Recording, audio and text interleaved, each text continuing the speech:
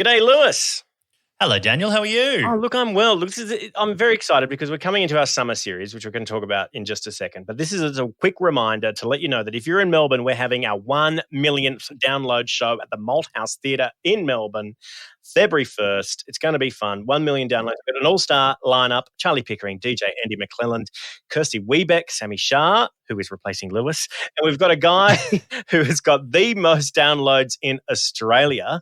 Richard Feidler is joining us as well. I thought, you know when they say comparison is the thief of joy, I thought there's only one way to steal the joy from our own celebration, that is have someone who is much more successful than us join us to steal our own joy. Well, then it's not a thief of joy. It's a gift. We're giving it away.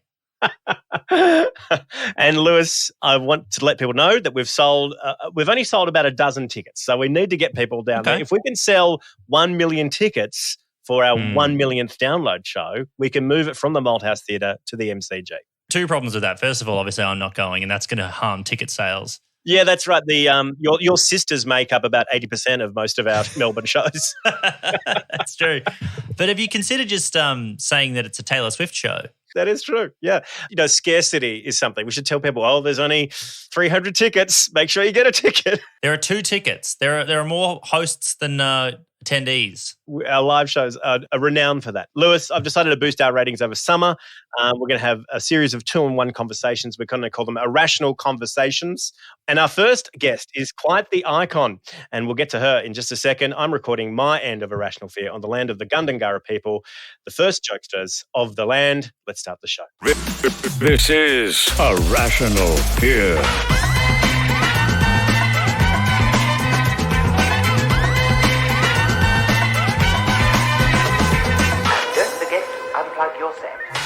Welcome to Irrational Fears Summer Conversations. It's very exciting. I'm so pumped up with our first guest. They are a comedy legend. They've done every big gig in the comedy game, from touring Edinburgh to making television to emceeing the Logies to pioneering a pathway for a whole gender of people in comedy. And of course, they have done the biggest gig of the lot, which is hosting breakfast radio, which I'm so keen to talk about. And I'm very excited to have them here because they've got a brand new book which details every anecdote you could possibly squeeze into a comedy career. Please welcome Wendy Harmer to Irrational Conversations. Welcome, Wendy. Well, thank you very much. How nice to be here. Oh, gosh, 1 million downloads, really? Yeah. That is sensational. It is pretty good. It only took us 100 years. But it is so interesting, that in some ways from when I started out comedy, I remember the first International Comedy Festival had 56 acts, Wow. And now there are, thousands of people who have taken to the stage in comedy, and you think, well, where are they going to end up? How are people going to hear them?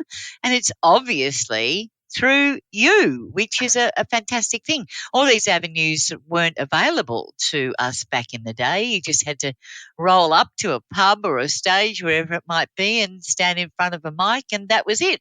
So well done you. Congratulations. Well, Wendy, that's kind of, it's so fun to have you because you've been a long-time friend of the show. You've done our show a couple of times, and your book is not only kind of a history of your time in comedy and your family, but it also, I think it captures a wonderful kind of movement in comedy. I think like the generation of comedians that you kind of came up with, the book really encapsulates so many great stories from that time.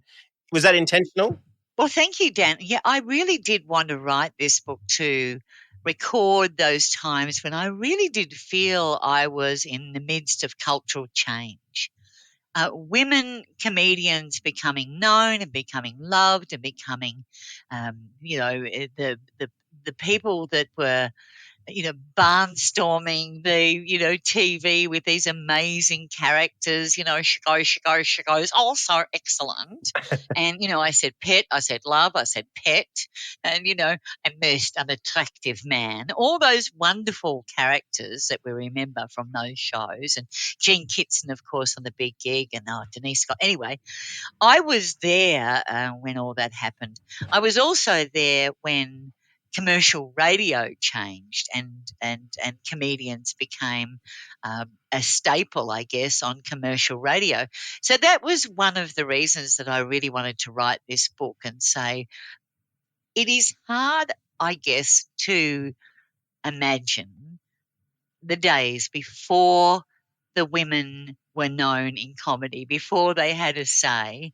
And I was there and I had a front row seat. And so that's one of the reasons that I wanted to write it. And also, I wanted to record those wonderful days for me when I found my tribe. Because I know for many people listening to your show, they have also found their tribe in comedy. And maybe they never expected to. That finding your tribe with a bunch of, I think I say, sweary, oddball comedians. As a kid who'd grown up in the country, like, in remote parts of Victoria, to find that I belonged in that tribe was so amazing for me. And I imagine that, as I say, many people listening would be hoping that they could find their tribe, but a lot of the people listening have also found that they've found their tribe with you. And that's not to be underestimated. Thanks, Wendy. That's very nice of you to say. And, thank you for, looking after me in my comedy journey and Irrational Fear as well. It's always great to have, I feel like, you're a fairy godmother in many respects. Well, of course, that when I was a kid, I always cast myself as the witch. So I think I might be a little bit happier with being Wendy the Witch. Wendy the Witch. Thank you for casting a spell, Wendy the Witch. Yeah. Hopefully Wendy the good little witch, hopefully. Now, we are talking to you on a very interesting day in Australian media. This is the day when we're chatting to you that Kate McClymont's story about Alan Jones has come to the forefront. And as someone who's had a lot of experience in commercial radio, does this kind of news surprise you that this has come out right now? Well, it surprises me that it hasn't come out earlier, I guess. A lot of people have done a very good Alan Jones impersonation over the years, and I think yours might be award-winning. Oh, thank you. Thank you. I've been toying with the idea of doing something, but I haven't quite got the right words yet. Come on. You know you want to. Oh, good morning, everyone. The allegations are false. God. Let me just start by telling you the one interaction that I had with Alan Jones, and it was while I was on the Today FM morning crew, and we beat him in the ratings, you see, because he'd always been number one. He was, for the 11 years that I was at Today FM, the morning crew, we won 84 out of 88 ratings in commercial radio. And Alan Jones was always number one, of course. Anyway, this particular survey, we beat Alan Jones. And the Sydney Morning Herald came to my house. It was such a momentous occasion. And I had to own up that we'd only beaten him because he'd been on holidays for most of the survey. Anyway, so I thought I would do the right thing. And I wrote Alan a letter, saying what a wonderful innings that he'd had and, blah, blah, blah, and beating him in the ratings. Anyway, he wrote me back this letter saying, I thought your handwriting was beautiful. It was and the grammar was superb. The old teacher coming out. Yeah, you're getting marked. Yeah, absolutely, getting marked. And so I kept that letter there for years. As the years went by, and he was so excoriating of Julia Gillard on his program, drop her in a chaff bag and these women are destroying the joint. I contributed a chapter to Jane Caro's Destroying the Joint, and was very uncomplimentary about him and his show. And after that, I was a marked woman, really. So that was sort of, my one interaction with him. But we can say on the day, I think, Dan and Lewis, we can say on the day you were speaking with a woman who once beat Alan Jones in the ratings. What a peg. I'm so glad. Even though he was on holidays. Anyway. It counts. It counts. Take what you can get. But if you're talking about mad producers, now here's an interesting thing. a friend of mine who is a very big deal radio person says that he believes, and I'm sorry if there are radio people listening, they're not going to be happy with this, but he says that management in radio is like entry-level showbiz. Like if you just say, you love music, you love film, you love TV, you love stage musicals or whatever, and you think, how am I going to get into that world? Radio is the place that you enter. And he says that, and I think this is actually true. If you think about it, I mean, people who go into film are often trained in film. People who go into stage musicals have that kind of background as well. But for radio, there's kind of no background, I guess. And so a lot of the people who come through radio and into management haven't studied radio. Look, it might be different now, but it wasn't like that back when I was doing radio. So I think that what was happening when I was doing radio in the 90s was that most people were kind of muddling through it. And this particular person said to me, if you look actually at the makeup of the board of various sort of radio entities, there are still people there who have no experience in radio. and the funny thing is too, as I've been through the years, you'll often have a manager who's been catapulted from TV or from newspapers into managing radio. But radio, I would contend, is a very different beast, a very singular beast. And it has its own vibe. That's the only word I can use. But would you agree, Dan? No, totally. I mean, you're talking to someone that's never had a real job in radio. Lewis is the one that needs to agree here. Oh, Lewis, tell me. What do you think, Lewis? Yeah, well, for sure, without doubt. But I think you're right. A lot of people ask me, in the sort of 10 years that I was on Triple J, people would often sort of say, young people who were at radio school or just wanted to get into radio would always go like, how did you get into radio? And I'm like, this is going to make you angry. But I never studied radio. I did like a couple of weeks of radio school when I was at like uni, and I dropped out because I thought it wasn't for me.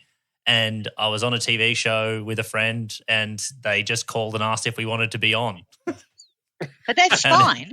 But that's fine for the performer, not so great for your manager. No. And but I mean, look, I guess Triple J and ABC are a little bit different, but when I have talked to people, particularly comedians who've gone to commercial radio, there's one story that one of the Chaser team told me when they went to Triple M, that they'd come from ABC TV and they went over to there and they got called into the, music director's office or the content director's office, and they walked in and there was literally a guy with the cowboy boots crossed on the desk, like class, just Triple M as you could imagine. And they had this long chat, boys, great to have you here, boys, the whole deal. But at the end, he was like, and just remember, when in doubt, shut up and rock. Oh. And the thing is, they all left that meeting. I can tell you, Lewis, tell you about the radio manager who had a samurai sword on the wall, and one of the people I worked with actually tore it down one day and threatened him with it. Whoa! Don't just tell us about trying to tell us. Just tell us the story, Wendy. Tell us what happened there. No. No names, no pack drill. But here's one that you'll love, Lewis. Here's one that you'll adore from my time at Today FM. Guys,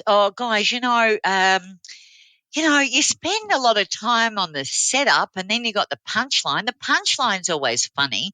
So why don't you just get rid of the setup and just do the punchlines? Great. That's great. Oh, That's really, Lord. This person is revolutionizing comedy. It's like the Jeopardy of comedy. You do the punchline first, then you have to guess the setup. Yeah, exactly. And this same person, I swear to you this is true, came in after the ratings and looked at the figures and went, guys, if you could just make your jokes 17% funnier, that was 17%. I don't know how he had come up with this, but 17% funnier. There you go. And it worked. You got number one. Yeah, well, you know. You beat Alan But, Jones. Yeah. some of the stunts, though, that we did in radio. I mean, I had, I had 2 kids while I was on breakfast radio. Really? You had your And- kids while you're on Today FM? Yeah, I Wow. did. And so I do remember that they wanted to run a sweep on what time I go into labour. I remember that one. I knocked that on the head. But we did, you'll love this, Lewis. We had a crack at the Guinness Book of Records world's biggest baby shower. Okay, so we had it at this fancy hotel and, all that kind of thing. And every woman that came along was pregnant. Anyway, someone in promotions served up for them to have for breakfast a whole lot of sashimi, raw fish, not allowed to eat that, Yep. and cheese, Mm-hmm. and there were ate no that. chairs. So, so every single pregnant woman there was just shouting at me. And then I shouted at the promotions person. We got into anyway, it was a bit ugly there by the end. But I don't understand. When I'm hanging out with the mates, we love sashimi and we hate sitting down. That's yeah, that's it. The things that you're not supposed to eat while you're pregnant: raw fish and cheese, pretty much. But that was on the menu. So look, there are so many hilarious stories. I mean, I don't even know where. In my book, she says, you know how people say, in my book. I'm one of those now. Do it. I just talk about some of the hilarious stunts that we did. One of my favourites was Dash for Cash.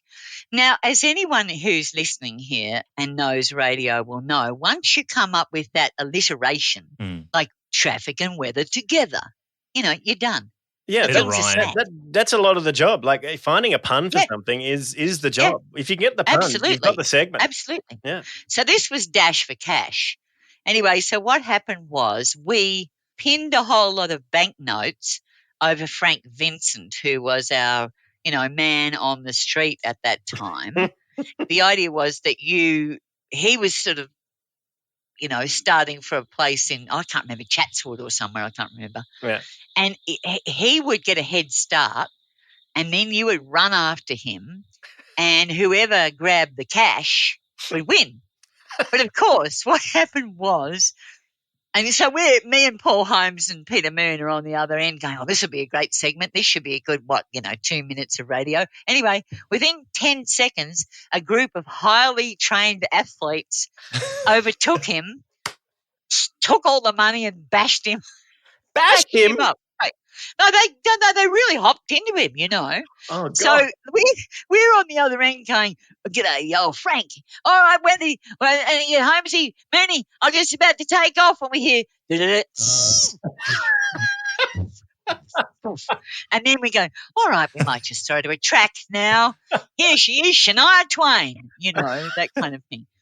Just so funny, hilarious. But I don't know whether you guys know, and as I admit in the book, I may be the person who is responsible for Married at First Sight. Do you know this story? They turned your radio Yeah. segment. Was it a radio segment you've pioneered and they turned it into a TV show? It does, happens quite a bit, you might realise. Yes. Anyway. How many times have you been ripped off in your career? How many times have people taken radio segments you've created and turned it into other IPs? Well, I think should I go or should I stay? I think Kyle and Jackie O still do that, I think, after all these years. I'm not sure. Anyway, behind me. Do you get a slice of that 200 mil? No, Dal, no. But anyway. What have you got behind you? I've got an actual reward on my bookshelf here. I'm just going to jump up and grab it. And it reads, 1999, Today FM Morning Cruise, 2 Strangers and a Wedding, Best Station Promotion Metropolitan. Look, I'd just like to go back a bit, if I may, because in 1992, when I started on the morning crew with Paul Holmes and Agro, Jamie Dunn, who was doing Agro. I mean, the logic of doing radio with a puppet still eludes me, but anyway. Brad March, you'll know the name. He's pretty stellar in radio circles. Yeah, still to this He day. he hired me because he said he'd been watching Oprah on TV, and he said he thought, gosh, Oprah's got such a huge following with women on TV. He said he thought to himself, I bet you there's a whole lot of women who are listening to the radio as well. What a revolutionary concept. That's I so know. profound. But it is absolutely true. So he hires me to come and be, a front woman. And up until that time, Lewis, I mean, mostly the women on FM radio were like, they were reading the news or doing the weather. They weren't part of the on-air Content. team, no, the on-air team. So that's why he hired me. And so what happened was, of course, Doug Mulray was our great competitor at the time in Sydney. I moved to Sydney to be on the radio. I left Melbourne to do the show. And I brought to the airwaves all the chick stuff, if you like, relationships, which is they're all staples now. But Brad, at the time, he said, well, there's no female, here I go into radio jargon, there's no female skewed radio program. And so he hires me to do the show. So I bring to the airwaves, I bring Friends, I bring Melrose Place, I bring Ally McBeal, relationships, and all that, and it went completely gangbusters, and we'd sort of beaten Doug Mulray in the ratings within about 6 months. Wow. And that had always been a sort of a juggernaut. It just spoke to sort of female listening power, if you like. Yeah. Anyway, so a few years later down the track, by this time Jamie's gone back to Brisbane, and I'm working with Peter Moon. And I come in one day and I said, I've just read this little thing in a newspaper in America where a mom went to a county fair and she took her son and she said, I'm going to marry him to the first woman I approve of who lines up in front of this stage. And it duly happened, all these women lined up and she married him off and they had seen each other and blah, blah. Anyway, I got thinking about this and I thought, you know what? We could do that on radio.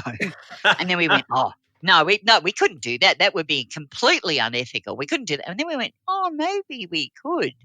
No, we couldn't. But now remember, this is before Facebook and social media. Remember? Okay, right. Yeah. This is so early days. And remember that we just thought, well, maybe it's a new wrinkle on arranged marriage.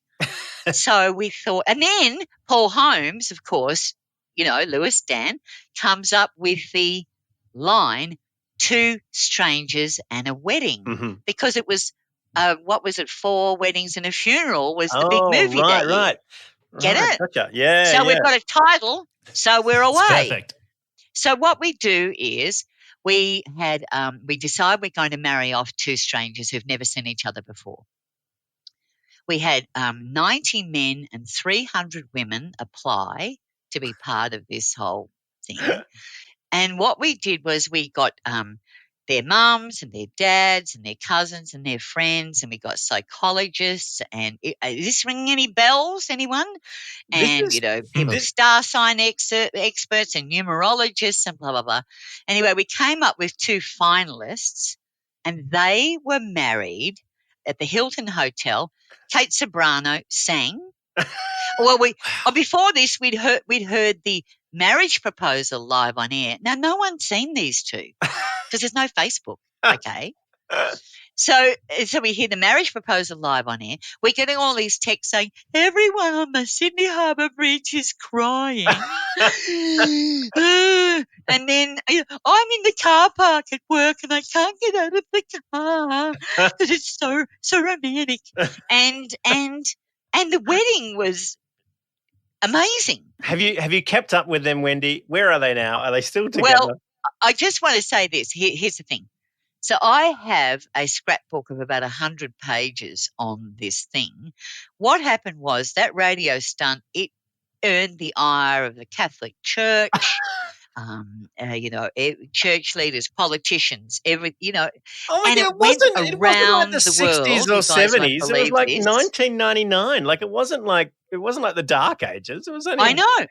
was So this goes right around the world. Like for instance, the couple they got $100,000 worth of Oh my God. goodies after their honeymoon, Mm. and they flew to Paris, trailed by all these reporters from Australian current affairs shows, TV shows. Their first stop was Good Morning London on ITV, Good Morning Britain or whatever the hell it was. Yeah. So, and then what happened subsequently is that our show, that stunt, was replicated all around the world from, all through Europe, all through America, many of them using the original branding, Estonia even, Hungary, all these. And so there you go. So I may be due for a royalty check or I should apologise to the broader listening public. But as you say, it's not the first time I think that, TV hasn't looked to radio for an idea. Brad Marsh picked you out. He said, I need an Oprah. Wendy Harmer is going to be our Oprah. You're on this incredibly huge radio show. I remember articles about, we talk about Kyle and Jackie O's pay packet, but I remember articles about Wendy Harmer's pay packet in the 90s. That was talkback fodder. Yeah, absolutely. Like when you're doing it, it didn't feel like you were doing something special. It just felt like going to work. Oh no! I mean, I was definitely knew I was being paid the big bucks, Dan. I mean, I was on. Gosh, let me think. And by the looks of your library, it's all gone on dictionaries.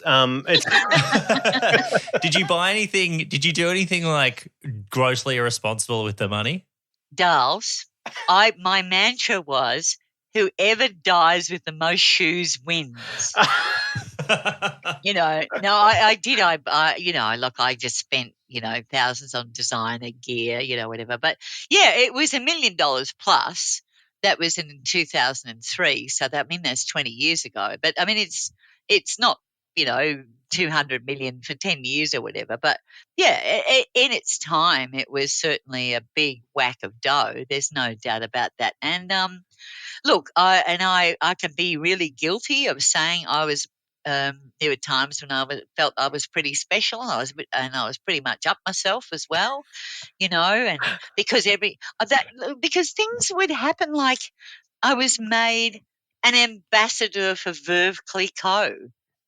And so once a month, a crate of Verve would arrive. I thought once a month a tanker would roll up and fill the house tank with Verve. It was really interesting for me, of course, to talk about a steep learning curve, to come from the stand-up comedy stages of Melbourne to commercial FM radio in Sydney. Man, oh man, was that a ride? I've got to tell you, it was a real ride. It's so crazy to think about it now, just in terms of that to think of Today FM or, and to think of the names like you, Tony Martin, the fact that there was Andrew Denton. It's so insane to look at that generation of minds on commercial radio and then look at today's minds on commercial radio. Well, of course, you're quite right, because there was me and Peter Moon. If you're talking comedy, there was me and there was Peter Moon on Today FM, and across the road was Andrew Denton and Amanda Keller. So you started to have these male-female partnerships, which was a new wrinkle. And then you've got Martin and Malloy on radio, and Richard Stubbs, of course. He'd been a bit of a pioneer, I must say, because he was with 3XY, for years doing comedy, I think, before a lot of us came along. And he really opened my eyes to the idea of comedy on radio being an option, I guess. People talk about the Doug Mulray show, of course, when Andrew Denton worked on that. Dave Gibson did the voices, and it was a huge program in Sydney. My husband grew up on it, listening in the back seat of the car. It was a massive, massive show. But the difference was, here is the watershed.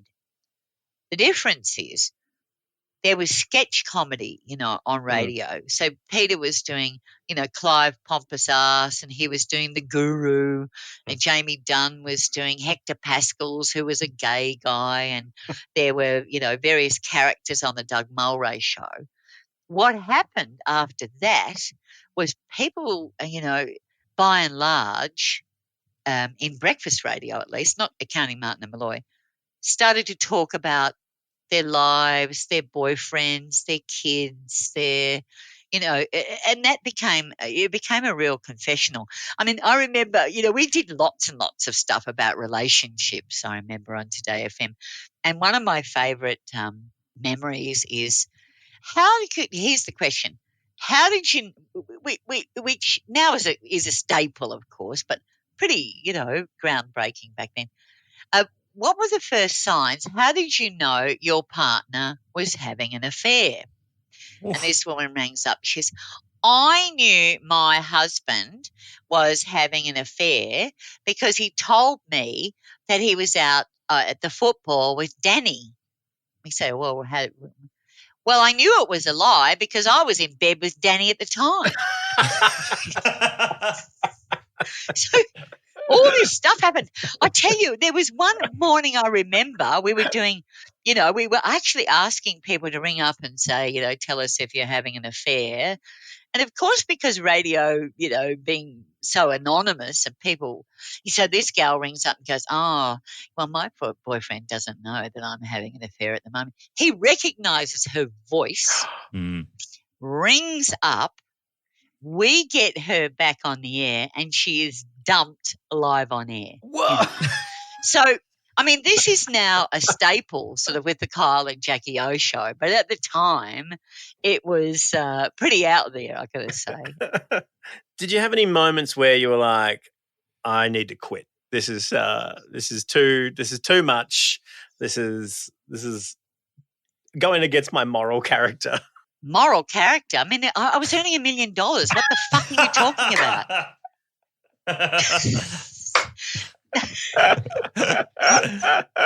No. Look, honestly, Dan, what we did was, and I'm really proud of the fact, if we sort of did something like Two Strangers and a Wedding, we really, really worked hard to make sure that everyone was, was checked out. They were background checked. There were no exes lurking. There were no stalkers. They were of a certain age. They were. So we really, we insisted on due diligence. There were things that I said I wouldn't do, like win plastic surgery, for instance. Like that was never going to happen on my watch. And crappy. I remember there was a crappy competition where they wanted to we're going to send a listener into space. And it turned out it was going to be some space, I don't know, what do you call it, simulation thing in a, whatever. And so, no, everything. We tried to give away stuff that was of good value. But I didn't feel morally that I overstepped the mark. I'd like to think. I mean, there's probably a lot of people who out there would think, oh, well, I wasn't well. Maybe they have. Maybe I don't know. Maybe they have that. But you see, on the flip side, don't forget, there was also Morning Crew to the Rescue, where we would field every week or every couple of days, we'd fulfill a wish or we'd do all that kind of stuff. So there was a lot of goodwill as well. But, there's some classic radio stunts. One of my favourites was, of course, A Rude Awakening. You'll love this, Lewis, because we had the budget, unlike you guys. Honestly, my mouth is salivating hearing about just the ways that you could execute ideas with money. I know. So A Rude Awakening, you love this. So our man on the street at the time was Michael Sidney O'Neill. He got the name Sidney O'Neill, was brought into the show because he'd taken up the challenge to live in a storefront in Sydney for the 2 weeks of the Sydney Olympics so people could walk by and see him, Funny. Anyway, so he came on the show. So A Rude Awakening involved him people would say, oh, so-and-so, my neighbour or my brother or my sister needs a rude awakening. So he would park under their bedroom window with variously a brass band, speedboats, firework display, the Salvation Army, tambourines, the whole thing. I mean, so we were able to execute these fantastic stunts, and we were able to offer fantastic prizes. And of course, when you go, Lewis, to the ABC and you go, well, here's an old DVD of, Macca. Yeah. And some coasters or whatever it is. It's a real come down, But sometimes for us when we'd be like, we'd look at the ratings and we'd go, oh, we're doing okay. We're like second here or whatever. And we go, let's look back at what the people who beat us were doing for the last month. And we're like, they were giving away $1 million. $1 million. Well, of course you know that radio stations insure. They take out insurance against people winning that $1 million. So it never costs them $1 million. Yeah. What? Wow. So how does that work? How does that financially work, Wendy? Well, just as I said, I mean, as I understand it, I never went through it, particularly, but you say we're going to give away $1 million and it will be through some convoluted kind of, mechanism. The mechanics are always very important so you could announce a radio stunt or a competition, but then the mechanics were the important thing, is that how people entered, how it happened, how many, all that stuff. So there were a lot of competitions where maybe you would race onto the beach and you'd have to dig, and then one of these squares you'd been allotted, there was like, $500,000 buried or whatever. As I understand it, as a radio station, you can take that to an insurance broker and you can insure yourself on anyone winning that prize. So eventually, if someone does win, you're only paying a fraction of a prize money. So crazy. That's an amazing racket. Listen, you two little ingenues, where have you been? We're so innocent just in the podcast world. I know. Is there anything looking back, Wendy? Because I feel like, you were in a more like Wild West time than I ever was on radio, I think. And I'm still surprised at the things that listeners would do for the show or do to be on the show. Can you think of a thing that you look back on and you're like, I can't believe somebody did that? Oh, yeah. I got a doozy for you. State of origin tickets. Okay. You've got to eat a cockroach. Oh. Now, not just any cockroach. Queensland burrowing cockroaches, which are very, they're quite large. They're like 50, 60, 70 centimetres long, 3 inches long or whatever.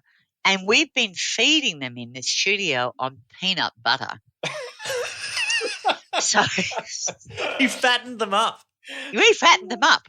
Fattened them for the slaughter. And I'll never forget on the morning where a crowd had gathered, they'd all wanted to eat this cockroach because of state of origin tickets. They're all sold out, blah, blah, blah, blah. And I heard the crunch on the air, and I swear to God, I nearly threw up. It was the most revolting thing. And what happened was I was so appalled with the whole thing, I rescued the 2 remaining giant cockroaches and took them home, and I kept them in a terrarium. Oh, you're such a humanitarian, an animal lover, Wendy Harmer. But there was another one. Did they do that crunching in studio? Were they in studio? No. Oh, fuck no. I would have never had it in this. It was out somewhere, But how about this one? State of origin tickets are encased in a block of ice. And you're in your cozies, in your togs, your bathing, and you have to sit on it and melt the ice, and then you get the tickets. That's so good. Which, look, it sounds great, but as radio, it's total shit. Very slow and boring. No audio. It's baffling to me that State of Origin tickets held this place in the audience's mind, that was something that they needed to go through pain for. Well, do you know, I'm going to lay claim to something here. You know how do you follow State of Origin?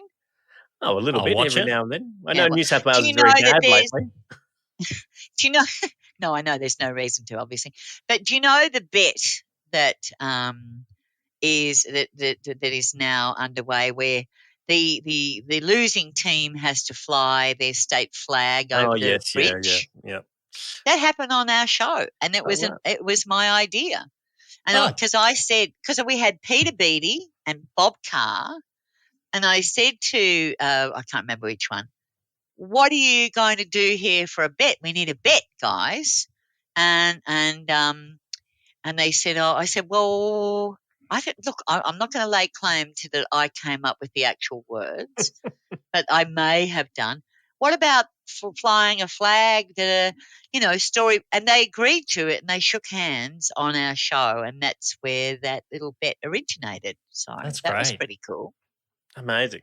Wendy, thank you so much for coming on Irrational Fear and telling us all these stories. Is there something that didn't make it into the book that you're pretty sure you're legally allowed to talk about it, that you can share with us? Is there one tidbit you wish, on second thoughts, maybe you should have included in this tome of great anecdotes from your time on radio? I think you're looking at volume 2 here, Dan, really. But I want to say, Lewis, Dan, this is my theory. And I could go into this at great length. One of the reasons, and you see it all the time, why radio people are summarily and unfairly and deviously sacked, right? You hear this all the time. Radio people, they're just about to sign a contract and they get a text saying, don't come in tomorrow morning, or they're marched out, or they're whatever. And I really do believe it's because that radio management spend years outside in the airlock going, you can't say that. You can't stop it. You're not allowed to, but we can't hear them because the on-air light is on. and so when it comes time to change up, the lineup, I think they get, it's like eating it's crunching into a giant Queensland cockroach. They really, really love it. They get their kicks out of, pulling the rug from under people in strange and arcane ways. Can you remember do you remember the moment you were fired from radio? Yes, what was that like? I do, absolutely. What happened there? I was at lunch and the call came through from my agent saying, darling, they're letting you go. You can go home. And I said, I'm like, what the? And this is the best thing, of course. Paul Holmes, I ring Paul. He's on the golf course. And I said, Paul, I've just been sacked. I've been let go. He marches in to the studios of Today FM in Bondi Junction, gets the tannoy, the microphone. He goes out, the whole thing goes, hello, this is Paul Holmes. If there's any management listening here, I quit too. And then he sort of bangs that down and then goes off and finishes his round of golf. Whoa. So it was really extraordinary the way the whole thing happened. As I say, I've heard so many stories about people being dealt with in strange and weird and wonderful ways. I have been marched out of, not marched out, but I've seen people, before I started at Triple J, I used to work at commercial radio as a writer. I would write jokes for people on air and things. Mm-hmm. And I didn't know watched that, Lewis. people get Who did you write marched out. jokes for? I'm not at liberty to say, but well, Lewis, you're in good company. We had Adam Hills writing jokes for us and Gary Eck and, a whole cast of characters. So it was not a bad way to get a toe in. no, But why can't you tell us who you wrote for? It's more just for me, for my pride. All right. Not Aggro the puppet. No, he was long gone. But there was a. Come on, cough up. And I saw producers get marched out, which I thought was really weird. But when I was there, I saw there was a presenter who had been at this radio station. It's definitely someone you would know. It was a big name at the time, and he'd been there forever, and he got fired. Yeah. And we all came back he got fired on a Friday, and we all came back into work on Monday. And we were like, what is that smell? And he had vomited into a pot plant on his way out and left it there for the weekend. Wow. That's good. That's good.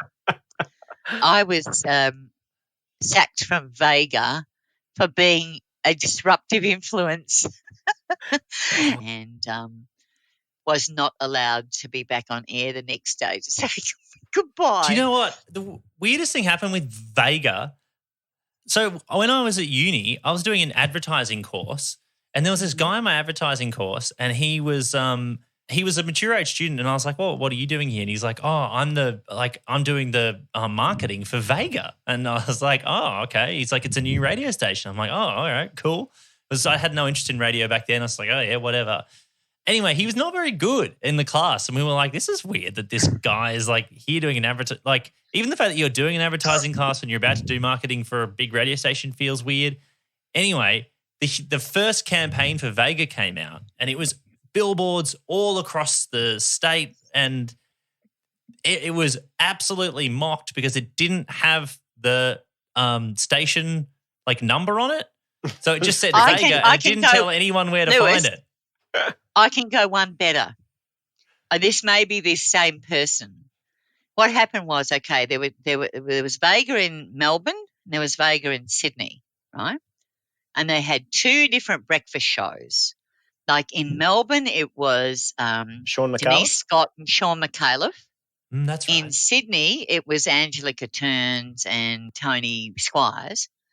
Do you know what they did, Lewis? They put the wrong billboard up in the wrong city. Oh, no. See, I was doing morning, so I was across, I was across both states. So they put the Sean McAuliffe up one up in Sydney, and they put the Angelica Turns one up in Melbourne. So that's probably great. Your mate. Yeah, it's probably my mate. It makes a lot of sense. Wendy, you left 702 Sydney on your own terms. Did that feel slightly different than leaving Today FM? Oh yeah, absolutely. It was really good. I mean, Robbie and I both decided, we'd hit the wall. Really, we were doing the world's longest shift. I mean, it was ridiculous. Starting at 6 and going to 10. Who does a 4-hour shift without music and ads? And then we went through bushfire and flood and COVID.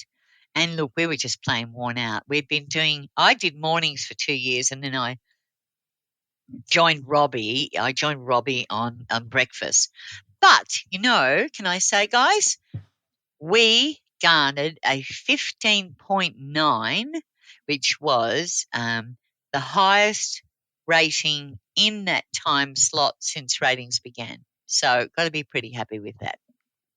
That's pretty good. It's leaving on top. And I think that's where, that's all we could hope for, Wendy, to bring you on here so we can get better ratings. So we're waiting for the top so that we can leave. Listen, you're bigger than any radio station ever. That is the whole point. Wendy, that's 1 million over 11 years. It takes a long time. Sorry. Okay. All right. Okay. Got that. Well, I've definitely outrated you in that case. Yeah. Everyone has. What a pleasure. That is it for this episode of Rational. Big thank you to all of our Patreon supporters. You can become a member at patreon.com/irrationalfear. Also, thank you to Jacob Brown on the Teppanyaki timeline. And Lewis, do you want to thank anyone? Do you want to thank a certain company that's helped you out? I do, Dan. BHP Billiton. I want to say thank you to... No, thank you to Rode Mics, who's just sent Lewis a beautiful Rodecaster Duo. Thank you, Rode. Yeah, honestly, thank you. So, can I? Do you know it's got some effects pads? And this is the first you time can do I'm your own using secret sound. Can I? So go. Let's see if this works. Hello there. Have you eaten since lunch, Lewis? You really should have a sandwich. Oh no! Wait, is it working? Yeah, were you putting on a vocal? Oh, I see. You don't press and hold, you just press it once. Sorry. This is actually... I know I might sound scary, but I have technical difficulties just like a normal person. Oh, it's so nice to have the Unabomber join us on Irrational Fear. Wow. This is going to be so annoying for the listeners and so happy for Lewis. Also, big thank you to Jacob Round on the Teppanyaki timeline, and big thank you to the terrorist who just joined us for the last 5 minutes of the program. My pleasure, Dad. Oh, now we got an alien robot too. Oh. You from the future. Oh God, this is going to be tedious. Road, can you come and please pick up the Roadcaster duo from Lewis? Don't worry, Dad. Do you want me to ask them? I'll just use my megaphone. Okay. Hey, Road. Come back and get that thing from Lewis. They should have heard that, Dan. Okay. I'm glad we had this conversation. All right, thanks everyone. We'll see you next time. Bye, dear. Wendy. Bye, you two boys are so funny. Love you. Thank you. Bye.